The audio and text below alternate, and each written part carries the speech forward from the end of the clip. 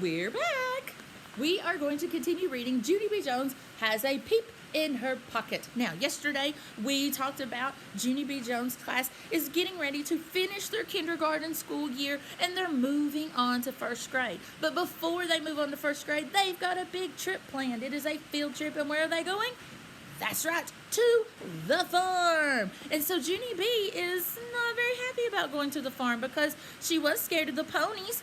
Now, her mom told her about a rooster on her Uncle Billy's farm named Spurs. That was a mean old rooster. And so now she's scared of the rooster. So let's see what happens today in chapters 3 and 4 of Junie B. Jones Has a Peep in Her Pocket. Chapter 3 is called Pictures. The next morning, Mother called me for breakfast. "Good morning," said Mother. "Good morning," said Daddy. "Good morning," I said. "Roosters can peck your head into a nub." Daddy put down his coffee cup. "Excuse me." I pointed to my head. "A nub. A nub is a teensy little knob head, and roosters can peck your head into one." Mother looked strange at me. What in the world is this about? I did a big breath at her. 'Cause how can I even be clear on the subject? A nub, a roundish, ballish head knob. And do not tell me that roosters do not peck you on account of we had pet day at my school and Meanie Jim brought a rooster to room 9 and that boy is a rooster expert. I looked at her. Plus also, you said Uncle Billy's rooster was mean too, right, Mother? Remember that? Mother looked frustrated at me. Then she put her head on the table and she didn't come up for a real long time. Finally, she peeked her eyes at Daddy. "Now what?" she asked kind of quiet. "Maybe it'll blow over," said Daddy. I shook my head. "Oh no, it will not blow over, because roosters do not listen to reason, and so there is nothing we can do about this pecking situation." Look at her parents. They do look frustrated, don't they? Daddy rubbed his eyes. "Could we please just change the subject?" he said. "Yeah, only not talking about a nub will not make it go away." "And so that's enough," said Daddy very growly. I quit stop talking then. But even after we changed the subject, nubs kept staying on my mind. That day at school, Mrs. told us to draw a picture about our trip to the farm. She said to make it a colorful picture of what we wanted to see there. I drawed and drawed. Plus also, I colored and colored. When all of us got done with our pictures, we sat our chairs in a big circle and we told each other about what we drew. My bestest friend named Lucille went first. She drawed a picture of a pink flamingo. I love flamingos. Flamingos are my favorite animals. That's because pink is my favorite color and flamingos are pink and I have a pink dress that will match them perfectly, so that is the dress I'll be wearing on the field trip. She wrinkled her nose real cute. "Pink brings out the natural blush of my complexion," she told Mrs. "Have you ever noticed my satiny, smooth skin?" Mrs. looked at that girl. "You're a fascinating child, Lucille, but I'm afraid there aren't any flamingos on a dairy farm," she said. Lucille looked surprised. "So where are they then?" she asked. "Well, flamingos can be found a lot of places. South America, for example." Lucille shrugged her shoulders. "So fine, we'll just go there instead." Mrs. said for Lucille to please sit down. Just then, Polly Allen Puffer springed out of his chair. "Look, teacher, I drew a catfish. See his whiskers? My brother said catfish whiskers are so sharp they can slice your finger to the bone." Mrs. made a sick face. "Yeah, well, thank you for sharing that. But we're not going fishing. We're going to a farm, remember?" Polly Allen Puffer looked upset.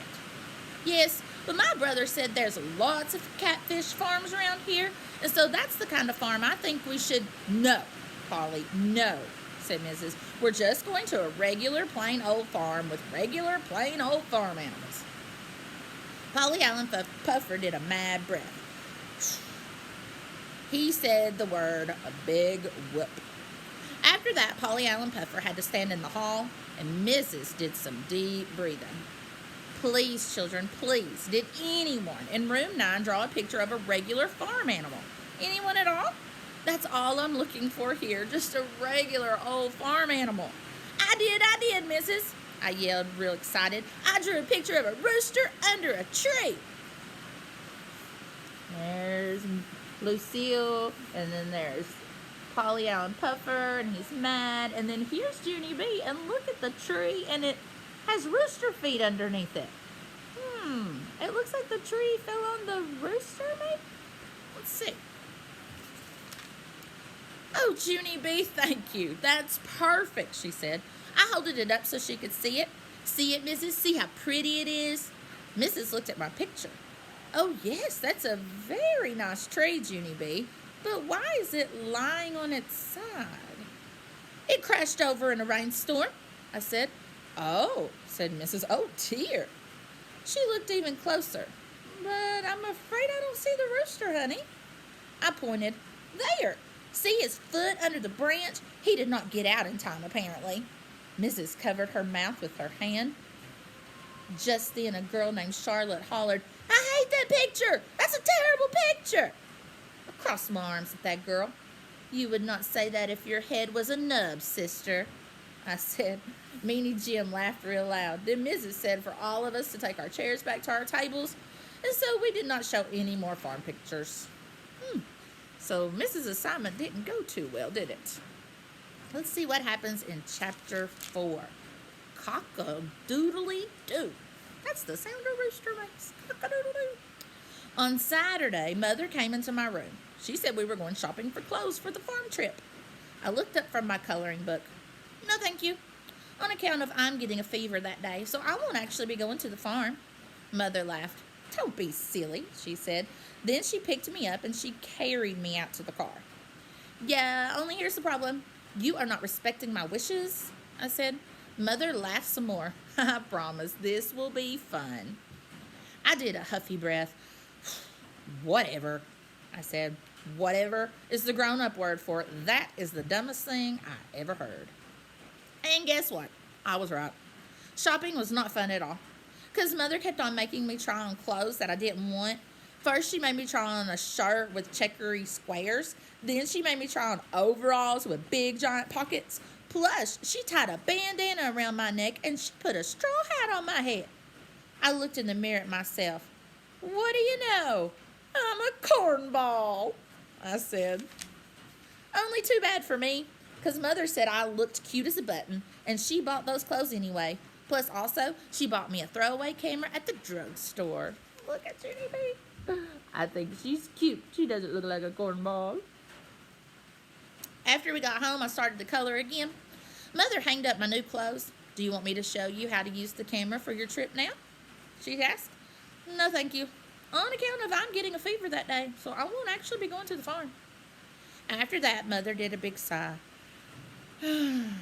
She closed my door, and she let me color in peace. I got tricked, because on the day of the trip, I told Mother I had a fever, but that woman did not even take my word for it. Instead, she took my temperature. And so what kind of trust is that, I ask you? No fever, she said. Then Mother dressed me in my farm clothes, and she drove me right to my school. We pulled into the parking lot. Oh, no. Oh, no, oh, no, I said, because the bus was there for the field trip already. It was parked right at the curb. Believe me, Junie B, said Mother, you are going to have a great day. Then she got me out of the car, and she pulled me to my teacher. Good morning, Junie B, said Mrs. Don't you look cute today? I felt my forehead. I'm ill, I said. Mother smiled. Mrs. smiled. I love your straw hat. My head is a flaming fireball, I said. Mrs. bended down next to me, and that bandana is absolutely darling. I am burning to a crinkle, I told her. Crisp, said Mother. Whatever, I said. After that, Mother lifted me onto the bus, and she handed me my backpack with my lunch and camera. She waved goodbye to me. I did not wave back, because my hand did not feel friendly. Just then, my bestest friend named Grace came running to get me. Junie B, Lucille and I saved you a seat. Then she grabbed my arm and she took me way in the back. I sat down next to Lucille. No, said that Grace, that's my seat, Junie B. She quick pulled me up. So where am I supposed to sit then, I asked. Lucille pointed across the aisle. Right there, silly. You're sitting right directly across from Grace and me. And so it's almost like we're sitting together, except you will be separate. I sat down. But there's nobody to talk to over here, I told her. Just then, that meanie Jim jumped up from behind the seat behind me. Me! You can talk to me! He said, very laughing. Then he leaned into my ear and he hollered, cockle-doodly-doo! Right into my eardrum. Too bad you're afraid of roosters. Roosters can tell if you're afraid, Junie B. Ask anybody. Roosters always peck the scaredy heads first, he said. No, they do not, Jim, I said back. You are just making that up, probably. And anyhow, if roosters peck people's heads off, all farmers would have nub heads. Only they don't. So there, ha, ha. Jim raised up one eyebrow. Are you sure all farmers don't have nub heads? He said, kind of spooky. Are you? He did a grin. Why do you think farmers wear hats? Jim leaned closer. To cover up their nub, that's why, he whispered. After that, he lifted up my hat and he patted my head and he cock-a-doodle-dee-dooed all over again. So, Junie B is not excited anymore than she was the last chapters that we read. So they're on their way to the farm, and Meanie Jim is making fun of her for being scared of a rooster. So, tomorrow we're going to see what happens in chapter 5, and it's called E-I-E-I-O. That sounds like a song, you know. Maybe you could figure out the song for the next time. E-I-E-I-O. Bye.